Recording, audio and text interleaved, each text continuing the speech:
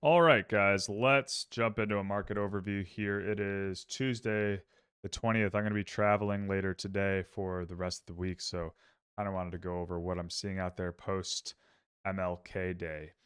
Of course, we are getting more geopolitical kind of shenanigans. Tariffs are back on the table across the board in Europe.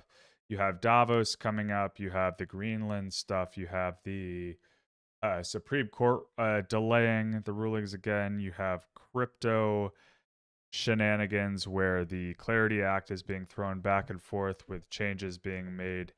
And you have people starting to look at the equity markets and getting a little bit scared. There's been a lot of charts out there that have been suggesting, hey, it is time to roll over. We are priced to perfection. Tech is going to fall apart here. And it is possible. My base case has been like, until the charts show me to be bearish, I'm just kind of bullish. You know what I mean? We've been seeing a lot of rotation, and this morning we came into pretty bloody markets, but they are kind of currently bouncing. The VIX was back over 20, is currently at 19. So when I look at the ES, NQ, Russell, things like that, yeah, I mean they're pulling back, right? But at the same time, they all still seem to be kind of in their upward. I guess Nasdaq has broken this structure a little bit here, so we're gonna go ahead and see what type of response happens here in the broader mega tech stuff.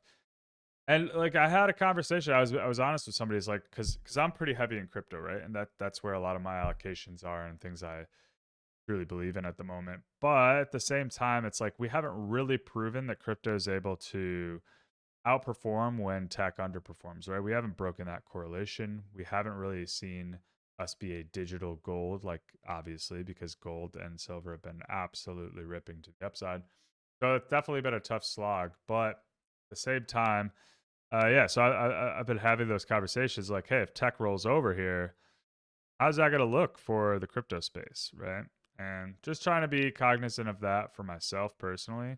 But at the same time, I'm not buying that we're just rolling over broadly here, especially when I see the yields and the kind of the Japanese situation. But today we did like go check out these Japanese yields here. It's pretty crazy.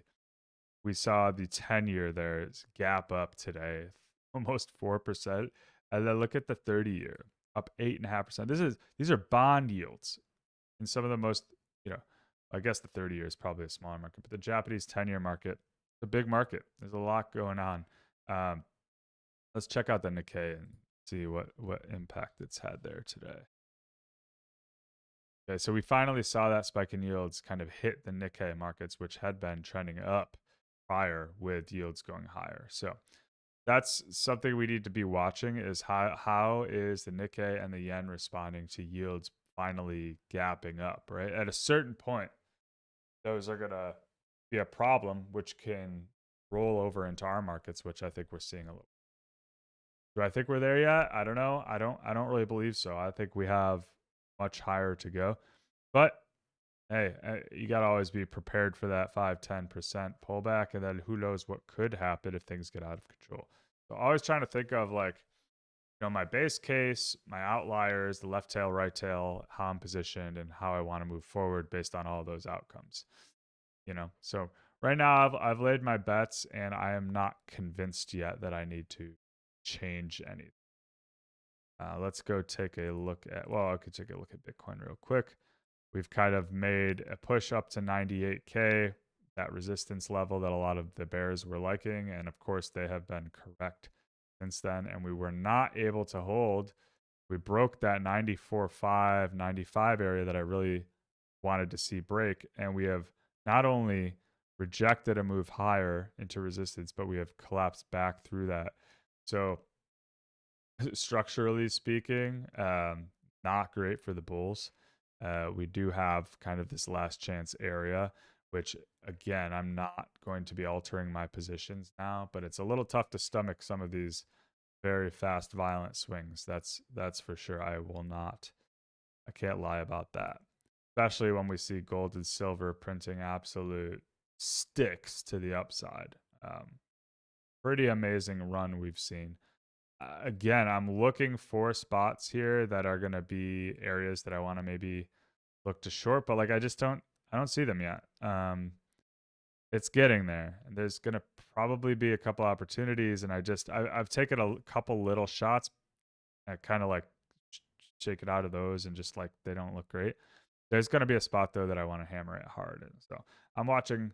I'm watching those. Just constantly paying attention. Futures are up a bunch there. Even the was it the nat gas futures today? What's that? Nat gas futures up 25%. I think there was a cold spell and all that shit, but there was also the administration talking about how they wanted gas to be a big part of the energy moving forward, not renewables. That so we are seeing the 10-year yields also print to the upside just when the administration is working on getting them lower, right? So pivotal point here for U.S. yields as well, not just Japan. There's a lot of implications here as we march forward to a new Fed chair.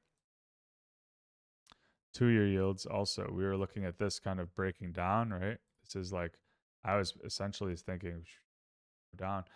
Right now we're seeing them break up to the upside. So uh we'll see. We'll see. Is this going to be a fake breakout? Are we going to push even higher? Um, with all this the issue of debt rolling over and all this global yields going back up, I'm really interested to see how they're going to manage this situation. The dollar is still at a range, kind of whatever.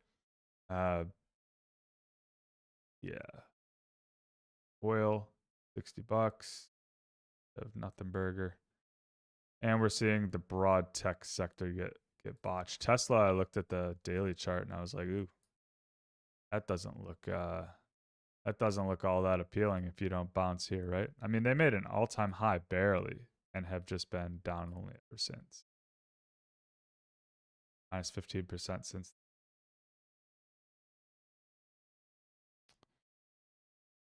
Let's see if anything out here stands out. Miners not doing that well, of course. Let's go take a peek at the yen.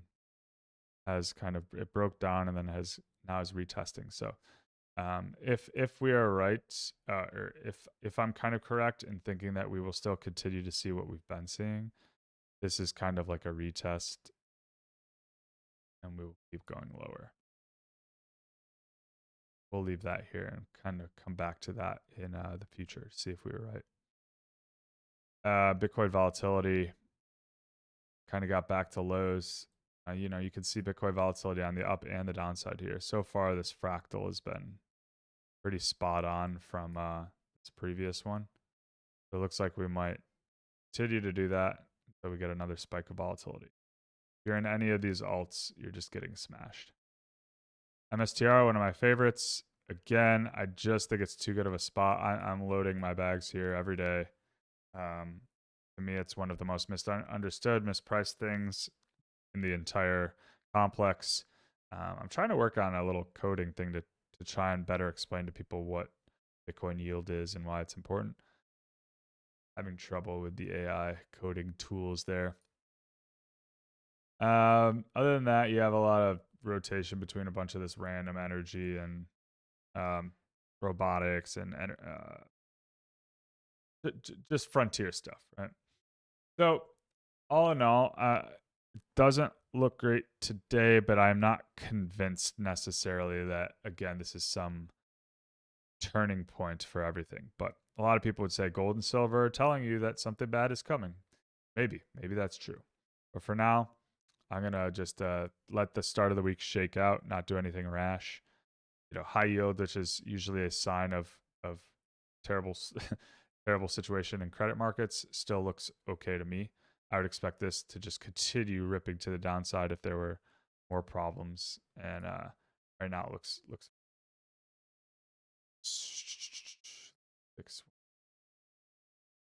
uh that's all I got for now. I'll probably do another one of these when I get back later in the week if I'm back in time. Otherwise, feel free to ask questions in the Chalet. We've been having some good conversation in there. I hope you guys do well. Just stay safe. A lot of movement out there, a lot of rotation. Don't force anything. Still early in the year. 100 more opportunities are coming your way.